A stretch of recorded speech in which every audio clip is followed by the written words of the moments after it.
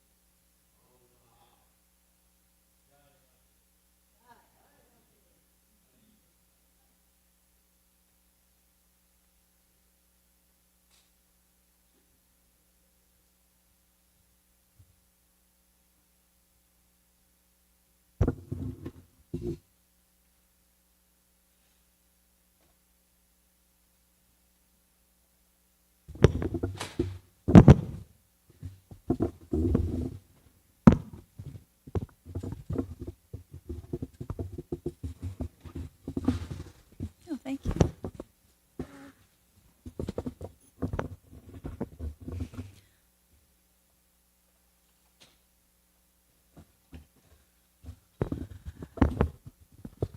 Radhe Jaya Jaya Madhava Jayate.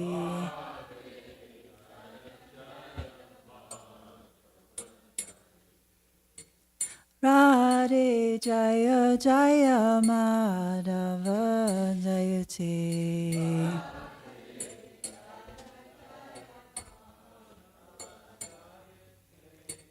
Gokula Charuni Mandala Mahite.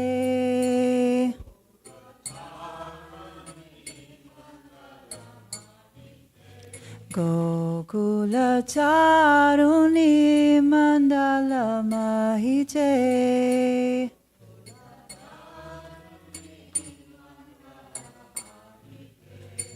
Radhe Jaya Jaya Madhava Jayate.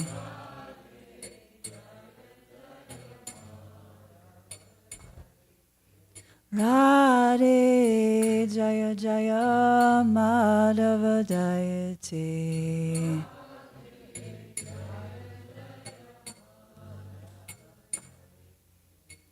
Damodara Rati Vadana Veshe Hari Niskyuta Brinda Vipineshe.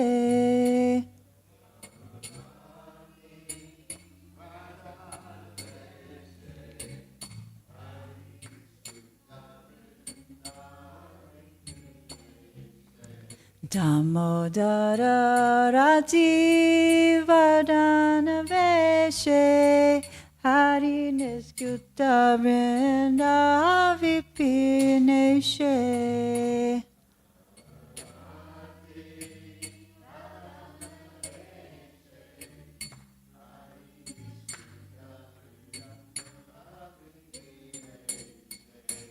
Radhe Jaya Jaya Madhava Jayate.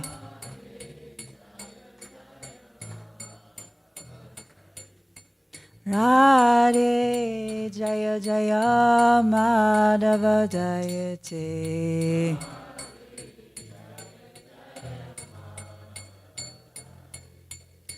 Vishabhanu Lali Navashashi Leke Lalita Saki Guna Ramita Vishake.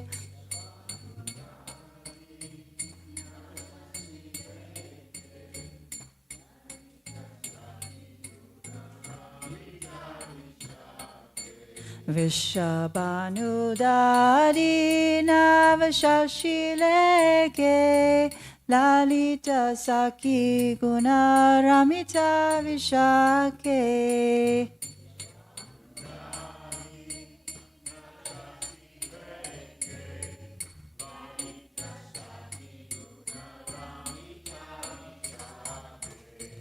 Radhe Jaya Jaya Madhava Jayate.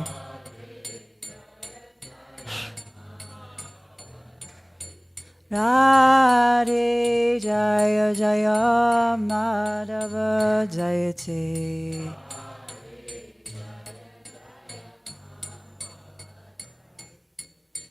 Karunam kurmai karuna parite sanaka sanatana panita charite. Kurmai karuna parite sanaka sanatana panita charite. Karunam kurmai karuna parite sanaka sanatana panita charite. Kurmai karuna parite sanaka sanatana panita charite.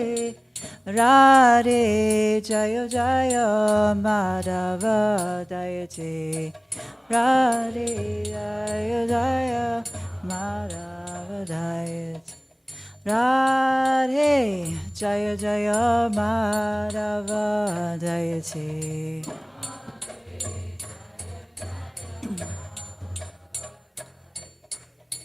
Gokula Charuni Mandala Mahite.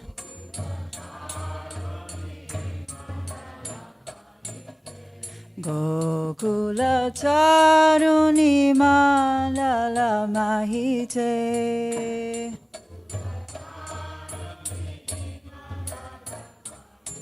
Jaya Radhe, Jaya Radhe, Jaya Radhe, Jaya Shri Radhe.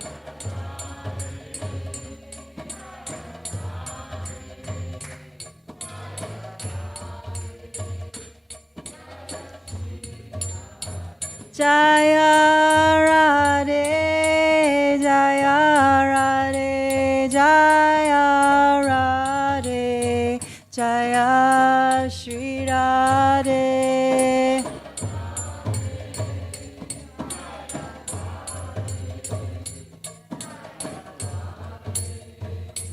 Jaya Shri Radhe.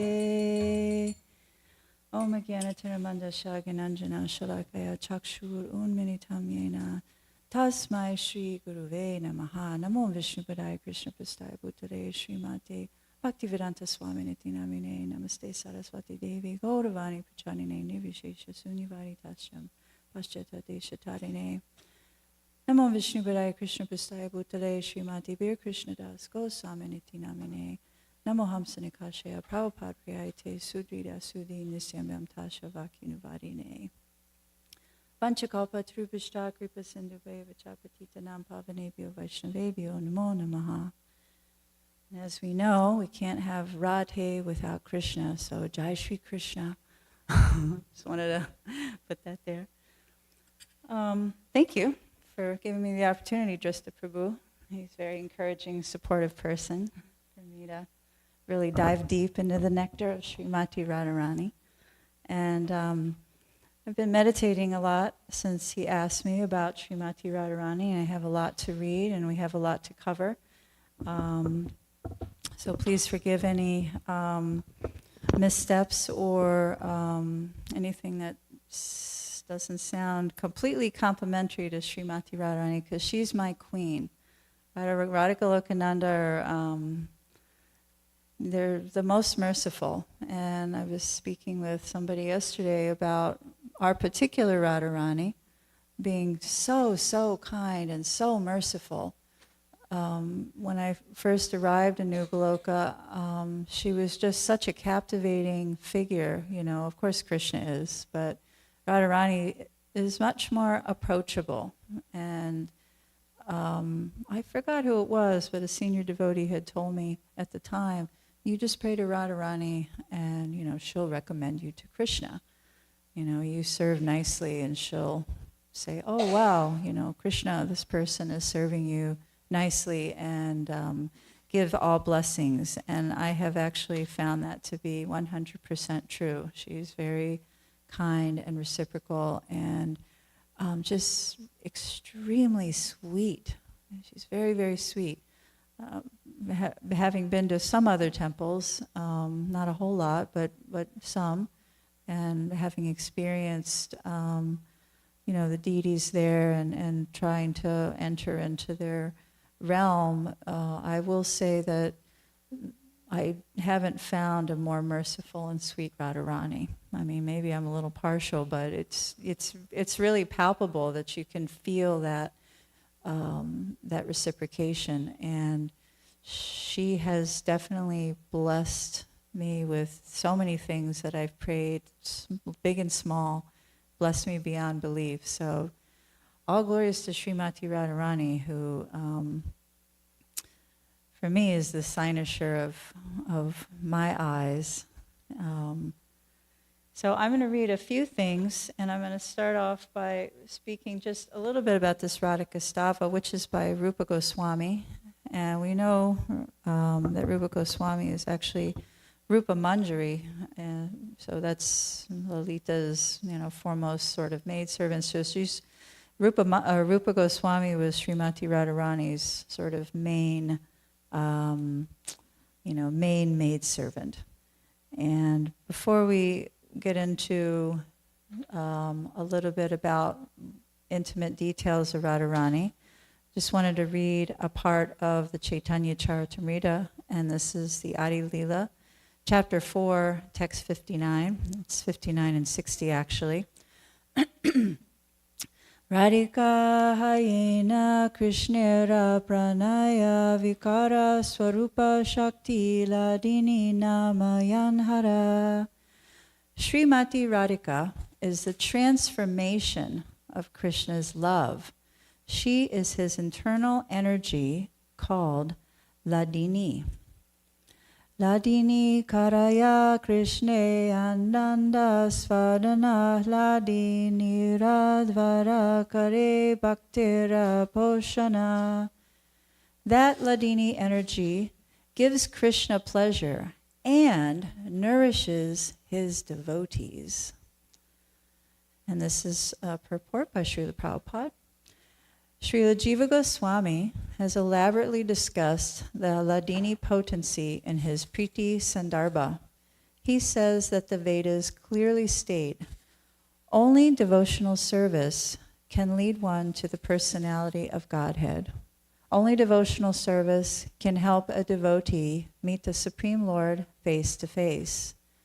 The Supreme Personality of Godhead is attracted by devotional service, and as such, the ultimate supremacy of Vedic knowledge rests in knowing the science of devotional service. What is the particular attraction that makes the Supreme Lord enthusiastic to accept devotional service, and what is the nature of such service? The Vedic scriptures inform us that the Supreme Personality of Godhead, the Absolute Truth, is self-sufficient, and that Maya, nescience, can never influence him at all. Therefore, the potency that overcomes the Supreme must be purely spiritual. Such a potency cannot be anything of the material manifestation. The bliss enjoyed by the Supreme Personality of Godhead cannot be of material composition, like the impersonalist conception of the bliss of Brahman. Devotional service is reciprocation between two, and therefore it cannot be located simply within oneself. Therefore, the bliss of self-realization, Brahmananda, cannot be equated with devotional service. So Prabhupada, and there's more to this purport, Prabhupada is directly telling us here that Srimati Radharani can overtake Krishna. You know, she's Madan Mohan Mohini. She rules Krishna actually. You know, she's the boss. And when we are trying to serve, you know, Krishna and regain our knowledge of being his servant, we must pray to Radharani. There's actually no other way. You know, Radharani she's, I'm not going to say the gatekeeper, but she's kind of like the back door into that devotional service, that level of devotional service where, you know, if you are giving your 100 and Krishna is there, and we know Krishna's, you know, Aptakama, he's Swarat, he has all these qualities. He doesn't need our service. He doesn't need our, you know, anything. He doesn't need anything. And for us, you know, as we really try to dive deep and pray to Radharani, she is the one that can give us those insights. She gives those kind of moments where we can, you know, dust off those things in the mind, and we're able to understand what to do and how to act and how we can please Krishna, because she is Krishna's pleasure potency. She's actually, and I'm going to read a little bit from the teachings of Lord Chaitanya that dives a little bit deeper, but she's actually the one that, you know, she's kind of the overseer of all things pleasurable for Krishna. You know, she's actually the orchestrator of pleasing Krishna, because that's what she does. She just pleases Krishna all the time. She always wants to please Krishna. That's all she's thinking about. That's her main role. So in the teachings of Lord Chaitanya, actually Drista Prabhu pointed this out. And there's really, I haven't read this in a long time. This is actually the original copy that I had bought in probably 2007, maybe 2006. This is the original copy that I had read and reread, and just reflecting on reading it again over the last, you know, several days or a couple days. I don't, you know, obviously there's no way I could even begin to understand, having first come to Krishna consciousness.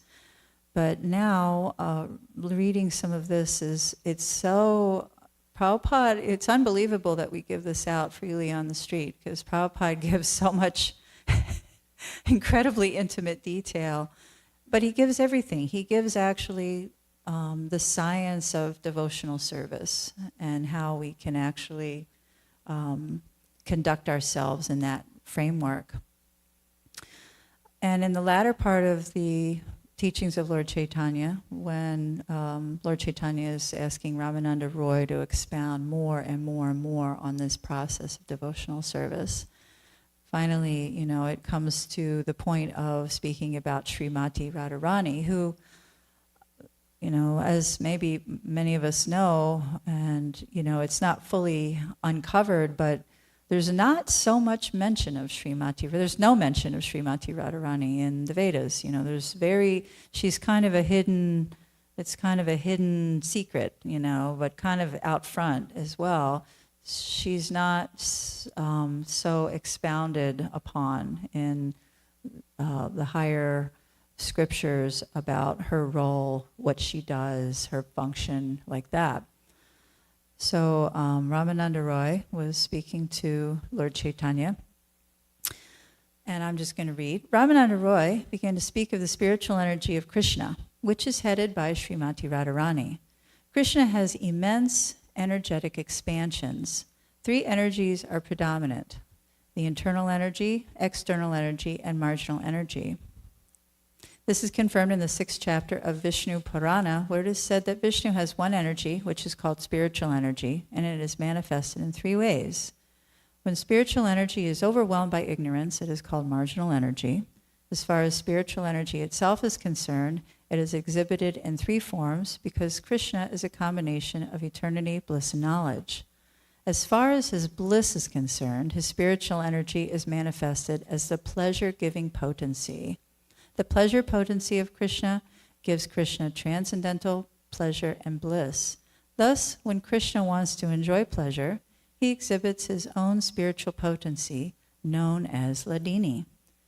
In his spiritual form, Krishna enjoys his spiritual energy, and that is the sum and substance of the Radha-Krishna pastimes. These pastimes can only be understood by elevated devotees. One should not try to understand the Radha-Krishna potencies and pastimes from the mundane platform. Generally, people misunderstand these as being material. When the pleasure potency is further condensed, it is called Mahabhav. Srimati Radharani, the eternal consort of Krishna, is the personification of that Mahabhav. In this regard, in Ujjvala Nilamani, Rupa Goswami states that there are 2 competitors in love with Krishna, Radha Rani and Chandravali. When they are compared, it appears that Radha Rani is superior, for she possesses Mahabhav Swarup. Mahabhav Swarup, the personification of Mahabhav, is applicable to Radha Rani only. Mahabhav is full of the pleasure potency, and it is an exhibition of the highest love for Krishna. Radharani is therefore known throughout the world as the most beloved of Krishna, and her name is always associated with Krishna as Radha Krishna. Notice she's first in the Radha Krishna. As Krishna is the highest emblem of spiritual perfection, so Radharani is the highest emblem of that spiritual pleasure potency by which Krishna is satisfied. Since Krishna is unlimited, in order to satisfy him, Radharani is also unlimited. Krishna is satisfied just by seeing Radharani, but Radharani expands herself in such a way that Krishna desires to enjoy her more. Because Krishna was unable to estimate the pleasure potency of Radharani, he decided to accept the role of Radharani, and that combination is Sri Chaitanya Mahaprabhu. Krishna was unable to estimate the pleasure potency of Radharani because it is unlimited, so even Krishna cannot understand that depth. Ramananda Roy then began to explain Radharani as the supreme emblem of Krishna's pleasure potency. Radharani expands herself in different forms, known as Lalita, Vishaka, and her other confidential associates. In his book, Ujjvala Nilamani, Rupa Goswami explains the characteristics of Srimati Radharani. He points out that the body of Radharani is in itself an actual evolution of transcendental pleasure. That body is decorated with flowers and fragrant aromas and is complete with transcendental love for Krishna. That is the personification of his pleasure potency. That transcendental body takes bath 3 times. First, in the water of mercy. Second, in the water of youthful beauty. And third, in the water of youthful luster. First, in the water of mercy. After taking bath 3 times in that way, her body is covered with shining garments and decorated with Krishna's personal beauty, which is compared to cosmetics. Thus, her beauty constitutes the highest artistry. Her body is also decorated with the ornaments of spiritual ecstasy, trembling, tears, petrification, perspiration, choking, cessation of all bodily functions due to transcendental pleasure, stumbling, high blood pressure, and madness. The decorative transcendental pleasure potency manifests 9 symptoms. 5 of these are manifested by the expansion of her personal beauty, which is adorned with garlands of flowers. Her patient calmness is compared with the covering of cloths which have been cleansed by camphor. Her confidential agony for Krishna is the knot in her hair, and the mark of tilak on her forehead is her fortune. Radharani's sense of hearing is eternally fixed on Krishna's name and fame. One's lips become red from chewing betel nuts. Similarly, the borders of Radharani's eyes are blackened due to her complete attachment to Krishna. This darkness might be compared to ointment used by nature when nature jokes with Radha and Krishna. Radharani's smile is just like the taste of camphor.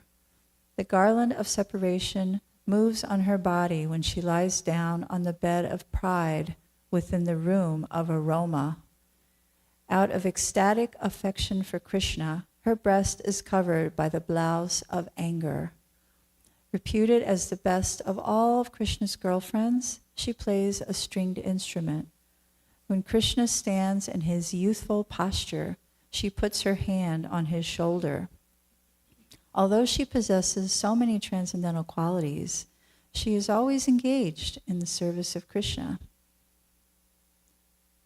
Srimati Radharani is decorated with Sudipta Sattvika emotions, which sometimes include tribulation and sometimes pacification.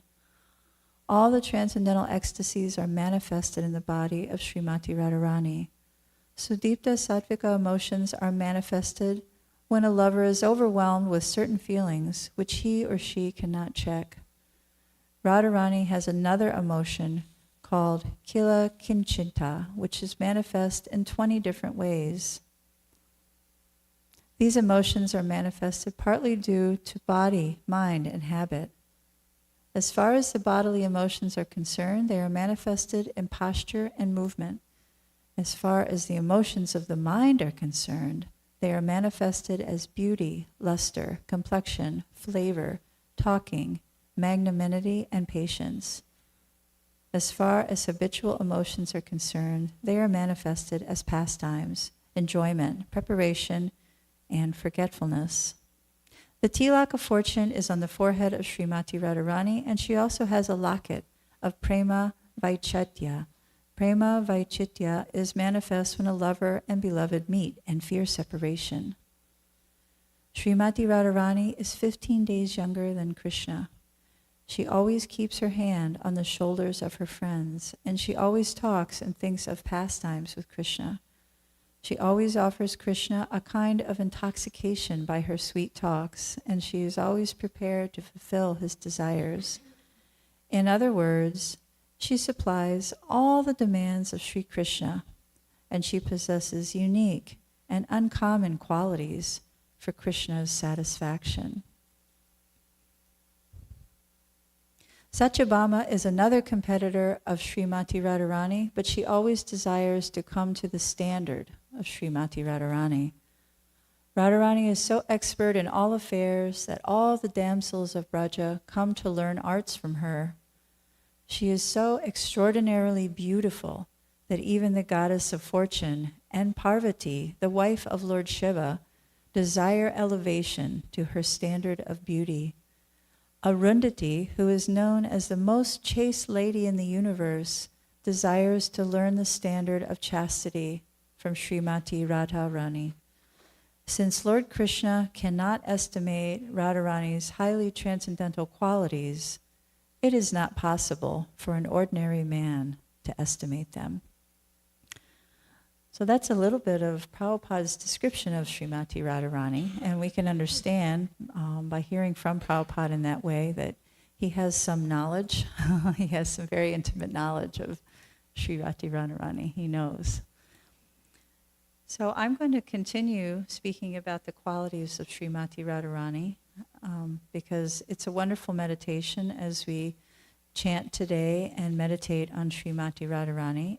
But first, I wanted to read about Sri Radha's appearance on earth, since it is her appearance day. There are varying descriptions in scripture about the appearance of Srimati Radharani on the earth. One reason for this is that the appearances took place in different kalpas. In his Sri Lalita Madhava, Srila Rupa Goswami relates the appearance of Srimati Radharani as explained by Purnamasi Devi to Gargi, the daughter of Gargamuni. The details of this appearance were known to Purnamasi Devi as she arranges all the pastimes of the Lord, and she shared this information only with Mother Jashoda and Rohini Devi. Vindhya Parvata was envious of the great Himalaya mountains because Himalaya, having Parvati as his daughter, had the opportunity to get Lord Mahadev as his son-in-law. Vindhya Parvata desired to have a fortunate daughter whose husband could defeat Mahadev in fighting and who would thus attain the position of Rajendra, emperor. To fulfill the desire, Vindhya Parvata performed severe austerities in order to please Lord Brahma. After some time, Lord Brahma appeared before him and asked him what kind of boon he sought. Vindhya replied that he wanted to have a daughter who carried the blessing that whomever she married could defeat Mahadev in battle. Because Brahma was very pleased with him, immediately he said, "Tatastu, so be it." Vindhya was very happy to receive the boon from Lord Brahma, but after offering the boon, Lord Brahma was thinking, who is that person who can defeat Mahadev in battle? It is not possible. He was worried now about the boon he had granted. Then he realized that Lord Krishna's pastimes was going to take place on earth. Only he can defeat Mahadev in battle. Brahma thought, Lord Krishna's eternal consort is Srimati Radharani. If Vindhya Parvata can get Radharani as his daughter, only then can my boon be justified. But how can this happen? Srimati Kirtida is the eternal mother of Radharani. How can Vindhya then get her as his daughter? Worrying about how his boon would come to fruition, Lord Brahma underwent severe austerities to please Srimati Radharani. That's an interesting thing because Lord Brahma is always the one that comes and grants the boons, but now he's undergoing the severe austerities to get a boon. When she was pleased with him, he requested her to please appear as the daughter of Vindhya Parvata. Radharani agreed, and Yogamaya Devi arranged for two girls, Radharani and Chandravali, who were already in the wombs of the wives of Vrishabhanu and Chandrabhanu, and put them in the womb of the wife of Vindhya Parvata. As a result, the wife of Vindhya begot two daughters who were very beautiful. In the meantime, Lord Krishna had appeared in Mathura. By the order of the Lord, Vasudeva took Krishna to Gokula and left him with Jashoda, who had given birth to a daughter. Vasudeva exchanged Krishna with the daughter of Jashoda and took her to the prison cell where he and Devaki were being held by Kamsa. Hearing that Devaki's eighth child had taken birth, immediately Kamsa came to the spot and snatched the girl from the lap of Devaki. When Kamsa was ready to throw the girl on the stone and thus smash her, the girl escaped from his hand and appeared in form as Yogamaya Devi. She declared loudly, "Kamsa, you were the demon Kalanemi in your previous birth. That lord who had killed you with his disc in the battle, who is known by the learned personalities as the most worshipful of the demigods and who is the cause of the whole cosmic manifestation. Today, he has appeared on the earth to give pleasure to all the living entities. Kansa, you should know one more thing. By tomorrow, 8 Mahashakti, greater and more attractive than me, will also take birth on the earth. Their names are Radha, Chandravali, Lalita, Vishaka, Padma, Saiba, Shamala, and Bhadra. Among these 8 Mahashakti, 2 will be most famous for their great qualities. Whoever marries these 2 girls will be most fortunate. He will be Rajendra and will be so powerful that he will defeat even Mahadev in battle." After saying this, Devi disappeared from there and left for Vindhya mountain. When Kamsa heard this from Devi, he ordered Putana to kill all newborn males and abduct all newborn females. According to the order of King Kamsa, when Putana was searching for such children, he found 2 most beautiful baby girls.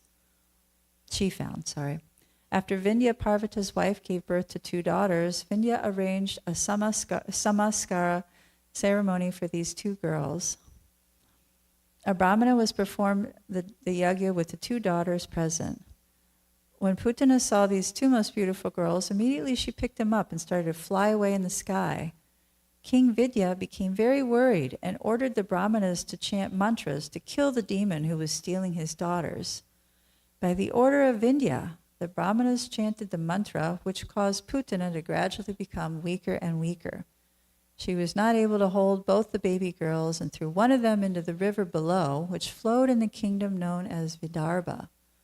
Bhishmaka, the king of Vidarbha, found this girl and kept her with him until the age of 5. So that's a very different story about Putana and Kamsa. At the time, Jambavan was residing in both Vindhya and Govardhan mountains. By the order of Vindhya, Jambavan went to Vidarbha and took this girl back. She was known as Chandravali. While Putana was still flying with the other girls in her arms, her weakness increased, and upon reaching Braja, she fell to the ground. At that time, Purnamasi Devi recovered that baby girl from Putana and gave her to Mukara, telling her, "She is the daughter of your son-in-law, Vrishabhanu, so you should take care of her." Thus from that day she became known as Radha, the daughter of King Vrishabhanu. Purnamasi had recovered 5 more girls from Putana. They were Lalita, Padma, Bhadra, Saiba, and Shama. Thus, Srimati Radharani and Chandravali appeared along with their Sakis. This information was given by Narada Muni to Purnamasi Devi. There is another description of the appearance of Srimati Radharani on this planet, probably the better known. Once Suryadev, Banu, worshipped Lord Sri Hari with the desire to get Golokeshwari as his daughter. The Lord was pleased with Surya and agreed to fulfill his desire. On the earthly planet in Gokula Mahavan, there is a village called Raval.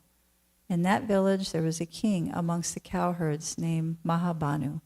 He had 5 sons, Chandrabanu, Ratnabanu, Rishabhanu, Subhabanu, and Pratibanu. Subhanu. Each of them was very sober, self-controlled, and were great Vaishnavas. Among these 5 brothers, Vrishabhanu was selected to take up the position on the throne. This Vrishabhanu was none different than Suryadev, Bhanudev. King Vrishabhanu performed hundreds of Rajasuya yagyas for the pleasure of Lord Sri Hari and observing religious practices in all respects.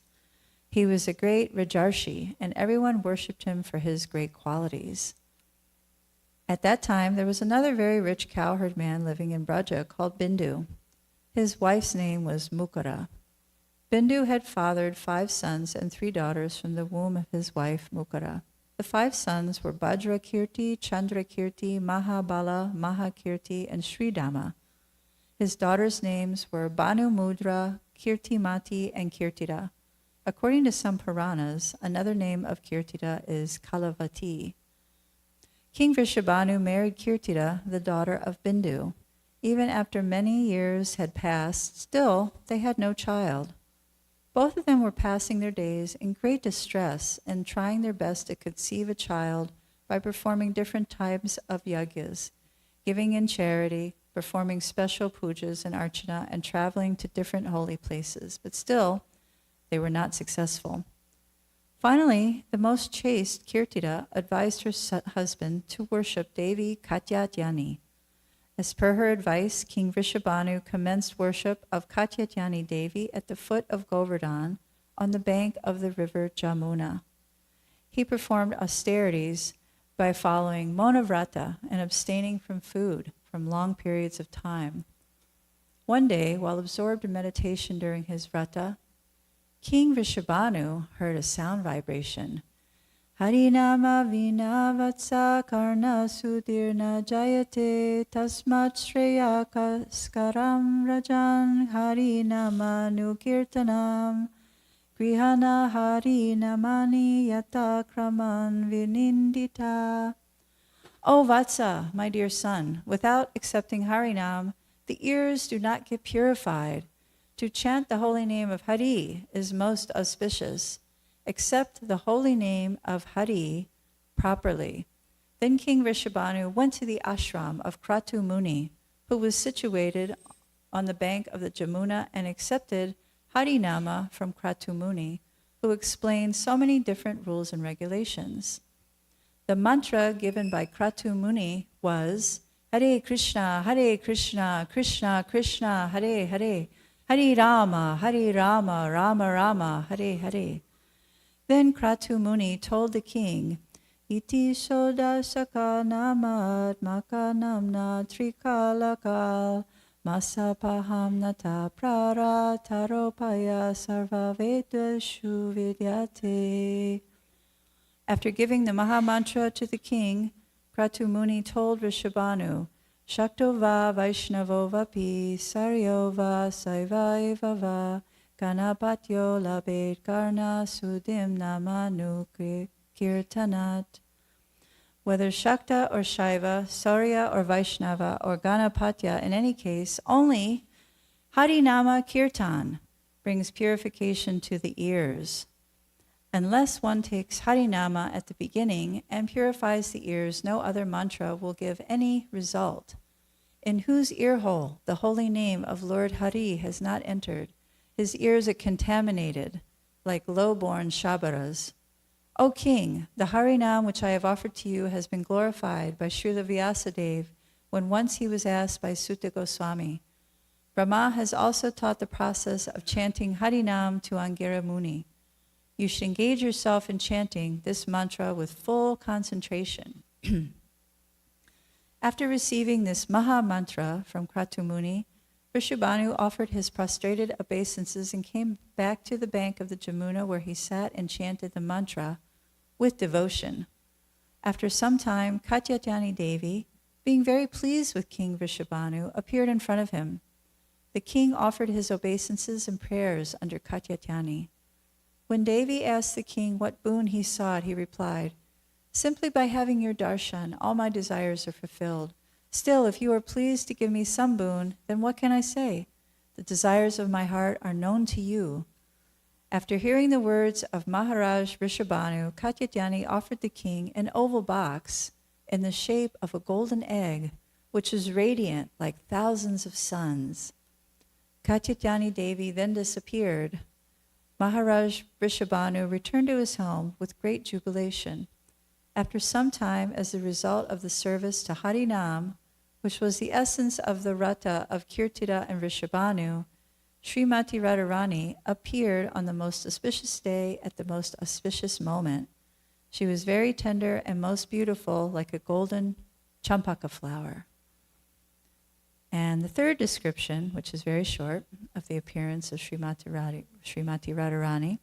Once King Rishabhanu was immersed in the water of the Jamuna, meditating upon the Lord. Suddenly, a 1,000-petaled lotus flower came floating toward him and touched his body.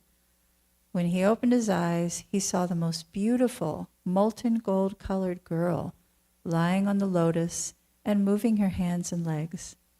As the king had no child, he was very happy to receive this girl.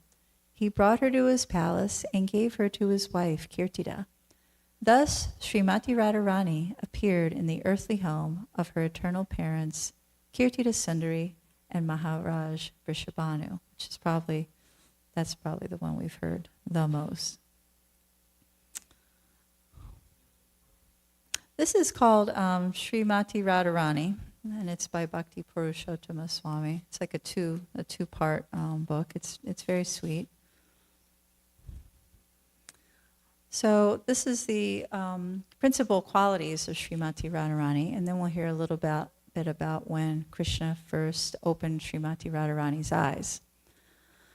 Srimati Radharani has unlimited transcendental qualities, of which 25 qualities are actually principal. Sri Krishna is controlled by these transcendental qualities of Srimati Radharani. Madhura, sweet. She is very sweet. Number 2, Nava Vaya, youthful. She is always freshly youthful. Chala Apanga, having restless eyes. Her eyes are restless. Ujjvala Smita, having a bright smile. She smiles brightly. Charu Saubhangya Reka Adya, possessing beautiful, auspicious lines on the body. She has beautiful, auspicious lines. Ganda Unmadita Madhava, by the wonderful fragrance of her body, by the wonderful fragrance of her, the body exciting Krishna, she makes Krishna happy with her bodily aroma. Sangita Prasara Abidya, knowledgeable in the expansion of songs. She is very expert in singing. Ramyavak, having charming speech. Her speech is charming. Narma Pandita, learned in joking. She is very expert in joking and speaking pleasantly. Vinita, humble. She is very humble and meek. Karuna Purna, full of mercy. She is always full of mercy. Vigdagda, cunning. She is cunning. Patava Anvita, expert in performing her duties. She is expert in executing her duties. Laja Shila, shy. She is shy. Sumaryada, respectful. She is always respectful. Darya, calm. She is always calm.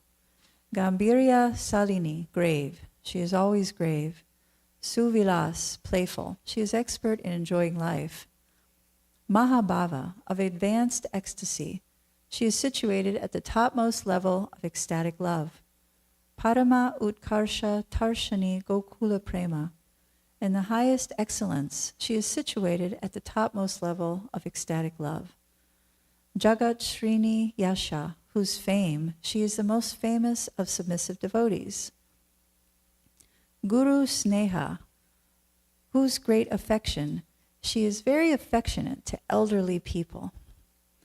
Saki Pranayita Vasha, controlled by the love of her gopi friends.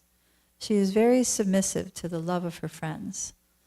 Krishna Priya Alvalia Mukhya, the chief among those who are dear to Krishna. She is the chief gopi.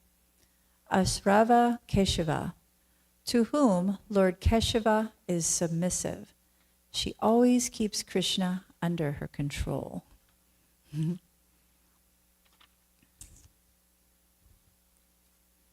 So then Narada Muni had a first darshan of Radharani.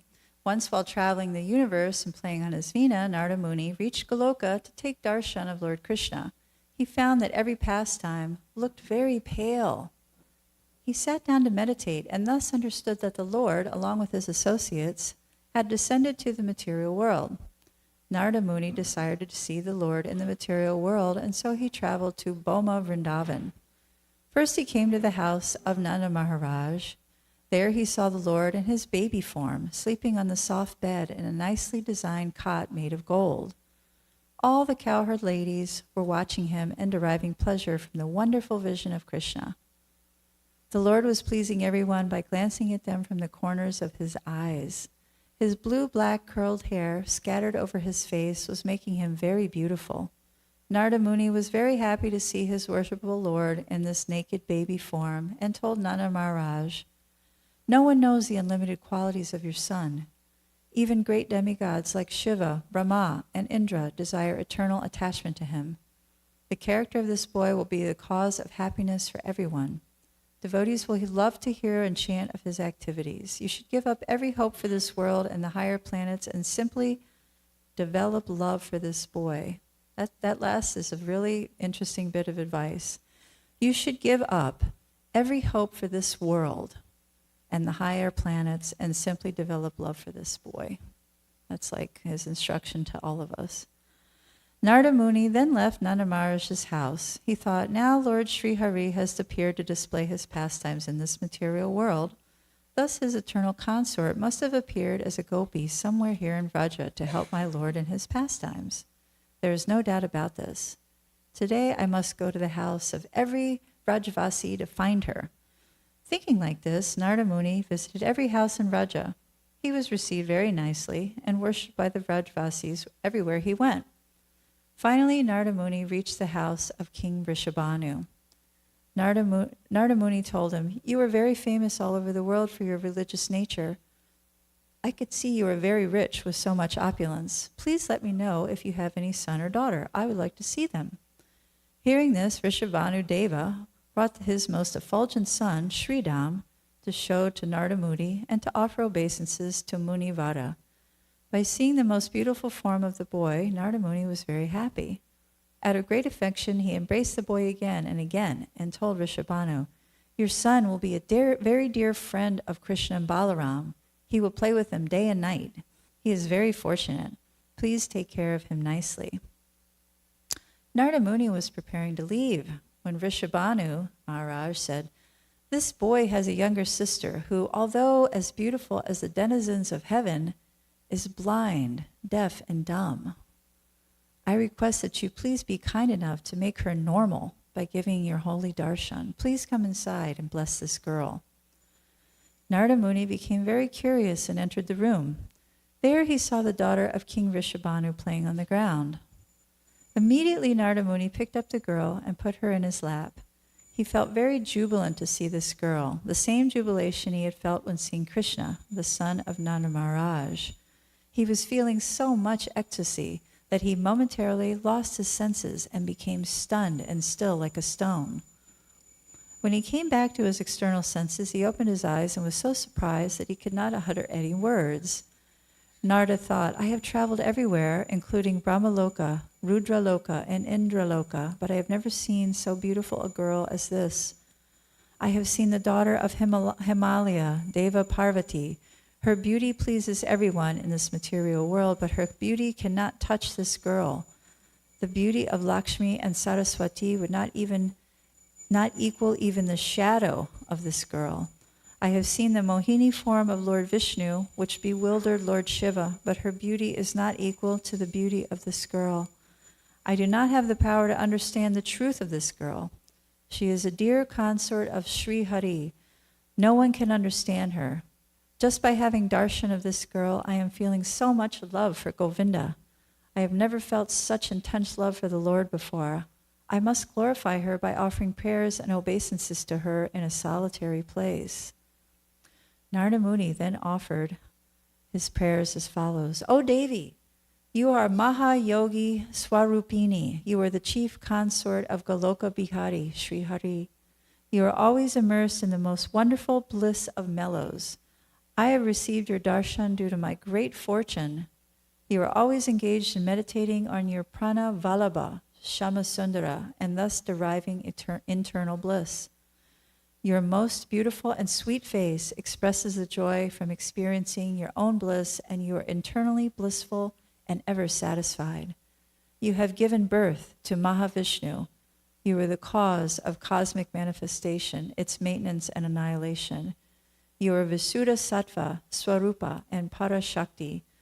You are the Brahma Gayatri and the mother of Shruti. Even demigods like Brahma and Rudra do not know the tattva of your being. Yogindra and Munindra cannot understand you by meditation. Govinda's Icha Shakti, Dhyana Shakti, and Kriya Shakti are your parts only.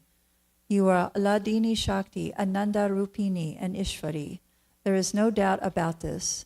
Sri Krishna is having eternal pastimes with you in the forest called Vrindavan. In your baby form, you have bewildered the whole universe with your beauty. By that form, Nandanandana Sri Krishna also becomes bewildered and faints. I am surrendered unto your lotus feet and offer my humble obeisances to you.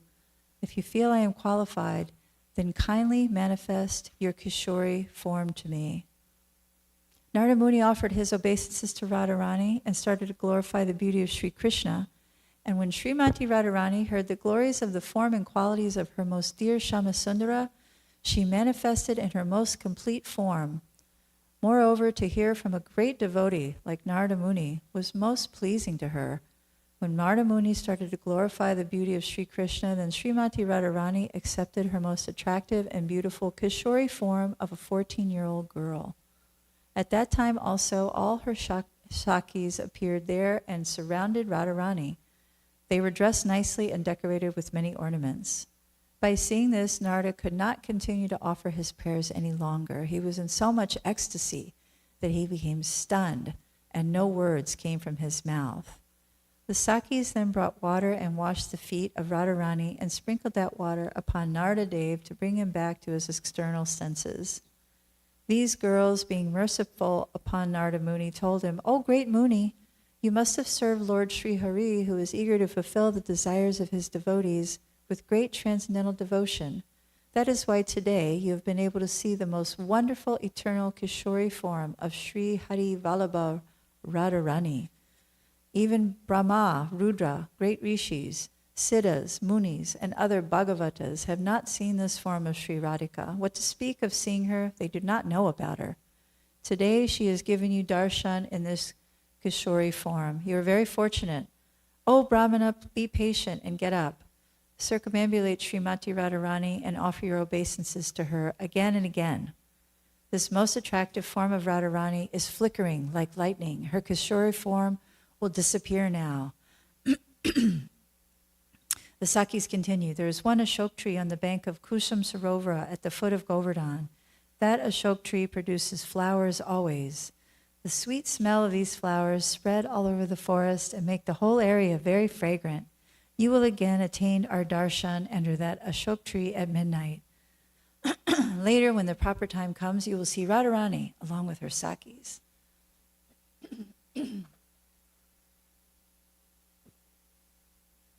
Saying this, the gopis disappeared from there, and again Srimati Radhika assumed her baby form. Maharaj Rishabhanu returned to the room. He saw Narada Muni offering obeisances to the child and asked him, "O Muni, why are you offering obeisances to my baby daughter?" Narada Muni assured Maharaj Rishabhanu that all was well, and then he left the place. So he didn't let on at the time.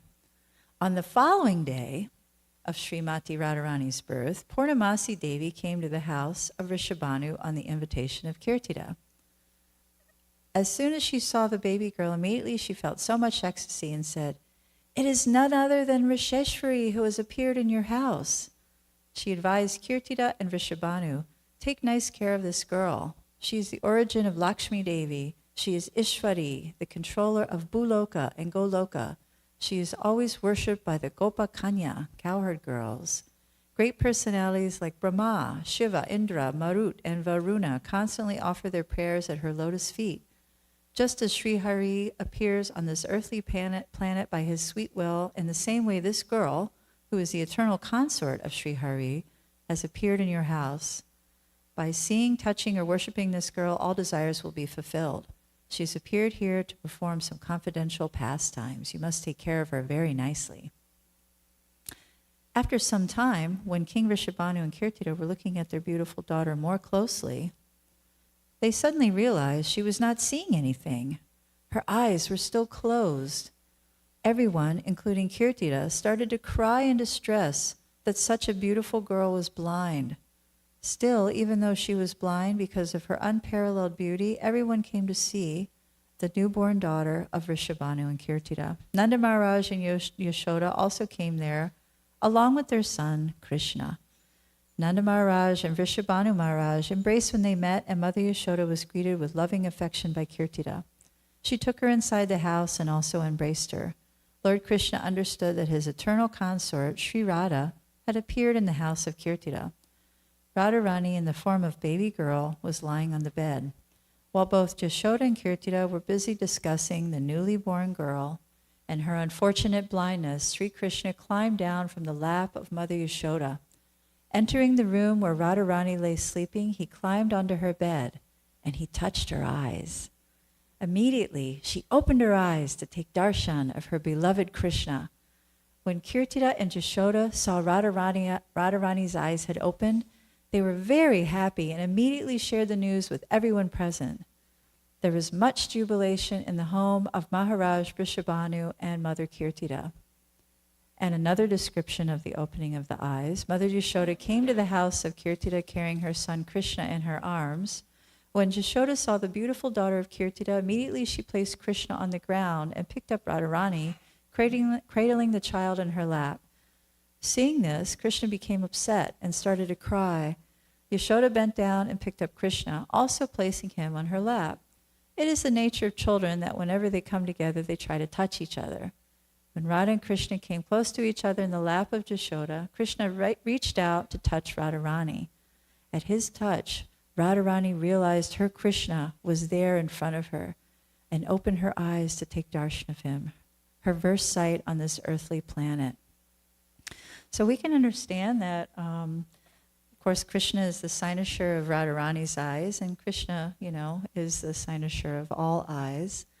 But as we can understand, particularly us being, very conditioned souls and not really able to see. We have imperfect senses. We have so many defects. We actually need the mercy of Radharani. We need that. We need that. We need to serve Radharani so she can actually give us her mercy and allow us to fully experience Krishna, to fully be able to take that wonderful vision of Krishna deep within our hearts.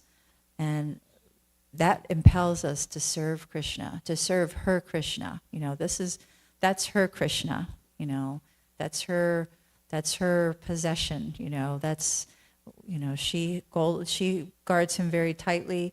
She serves him very nicely, and she will allow others to serve him as well if we're having the right mood, the right attitude, and we can understand that, you know, among the chief servants of Krishna, being Srimati Radharani, approaching her with all humility and submissiveness to just try to understand Krishna and try to, you know, imbibe that, a little bit of that mood and service, you know, since she is unlimited, you know, she's a service, the pleasure potency unlimited, just to try to, even one particulate of that from the sidelong glance of Srimati Radharani, if we can possibly just have that sidelong glance so we can, you know, become animated and, you know, snap out of our, you know, whatever we're in so we can actually see Krishna. And that starts with Radharani, where we can't really approach Krishna alone. We cannot have Lakshmi without Narayan, you know. And a demonic mind thinks that can be bifurcated, but it cannot, you know. So we must, as far as possible, at all stages, think about, okay, is this something that I can understand that Radharani will offer to Krishna? Well, you know, we have no idea really, but if we offer that to Radharani and in that mood of, you know, her love for Krishna and wanting the best, then, you know, we'll make some little bits of advancement under her guidance, you know, because she's the one that's actually gathering us all up to try to serve her Krishna nicely. And there's so much more about Srimati Radharani. I mean, we could discuss for hours and hours how wonderful, her wonderful pastimes. There's just so many pastimes that haven't been discussed. I'm sure His Holiness Sri Krishna Das Goswami will have a very enriching and enlivening discussion about all of her beautiful pastimes and attributes this evening. But now we have the privilege of being able to see our most beloved Srimati Radharani. It's so exciting. A couple of devotees and myself were thinking we're going to stay up all night because it's so exciting today, Srimati Radharani's day. So, Jai Shri Radhe!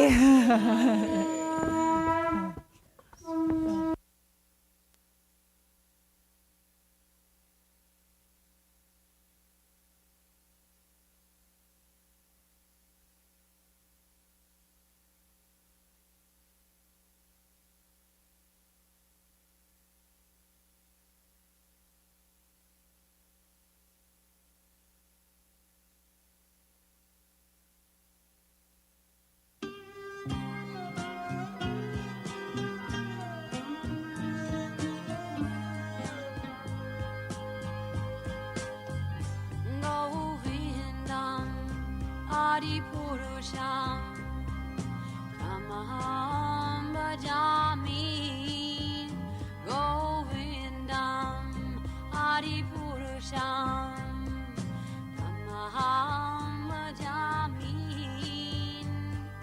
Govindam Adi Purusham Kamaham Bhajami